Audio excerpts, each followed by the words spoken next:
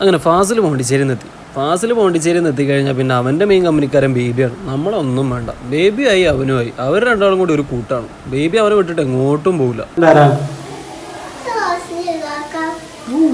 അങ്ങനെ ഞങ്ങൾ മൂന്നാളോടെ പുറത്ത് പോകാൻ വേണ്ടി വണ്ടി കയറിയപ്പോൾ വീട്ടിലെല്ലാവരും കൂടെ വണ്ടി കയറി. അതിനുള്ള കുശുമ്പ് കാണിക്കാണ് ബേബി. നിങ്ങൾക്കൊക്കെ വീട്ടിലിരുന്നാൽ പോരെ എന്നാണ് ബേബി ചോദിച്ചത്. അങ്ങനെ വണ്ടിയിലുള്ള എല്ലാവരും കൂടെ നമ്മൾ റേഷൻ പടിയിൽ ഇറക്കി വിട്ടു. അവിടുന്ന് നമ്മൾ പോകുന്ന വഴിക്ക് ഷാനുവിനെ കണ്ടു. ഷാനു ബേബീൻ്റെ എക്കാക്കയാണ്. പോണ്ടിച്ചേരിയിൽ നിന്ന് വന്ന ഫാസിലിനോട് കുറച്ച് നേരം കുശലൊക്കെ ചോദിച്ചു തന്നാണ്. അങ്ങനെ അവിടുന്ന് നമ്മൾ നേരെ തിരിച്ചു പോയിക്കൊണ്ടിരിക്കുക. പോകുന്ന വഴിക്ക് ബേബിനോട് ചോദിച്ചു, ബേബി നമ്മളെങ്ങോട്ടാണ് പോകുന്നത്?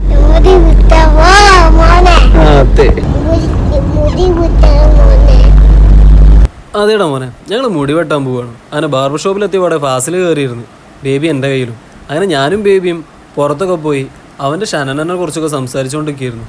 ബേബി കടയിലുള്ളതുകൊണ്ട് തന്നെ ആ കട മൊത്തം അവൻ ഓണാക്കി കളഞ്ഞു. അവൻ അടങ്ങിയിരിക്കൂലല്ലോ, അവിടെ ഓടുക ഇവിടെ ഓടുക, അതീ പിടിക്കുക ഇതീ പിടിക്കുക. അടങ്ങിയിരിക്കുക എന്ന് പറയുന്ന വാക്ക് അവൻ്റെ നിഘണ്ടുവിലില്ല. അങ്ങനെ കുറേ നേരം കറങ്ങി തിരിച്ച് അവൻ്റെ കൂടായപ്പോൾ അവനെ കയറ്റിയിരുത്തി. ബേബിനെ മുടി മുറിക്കുക എന്ന് പറഞ്ഞത് ഈസ് നോട്ട് എ സിമ്പിൾ കാര്യം. അവൻ്റെ ഒരു സൈഡ് മുറിക്കാൻ ചെറുക്കിന് 1/2 മണിക്കൂർ വേണം. പയ്യൻ കുറച്ച് പെട്ടിട്ടുണ്ട്. അങ്ങനെ അവൻ്റെ മുടിയൊക്കെ വെട്ടിക്കഴിഞ്ഞ് അവനൊരു ചോക്ലേറ്റും മേടിച്ചു കൊടുത്ത് വണ്ടി കയറി നമ്മൾ പോയി. അപ്പോൾ that's all for today. Tata.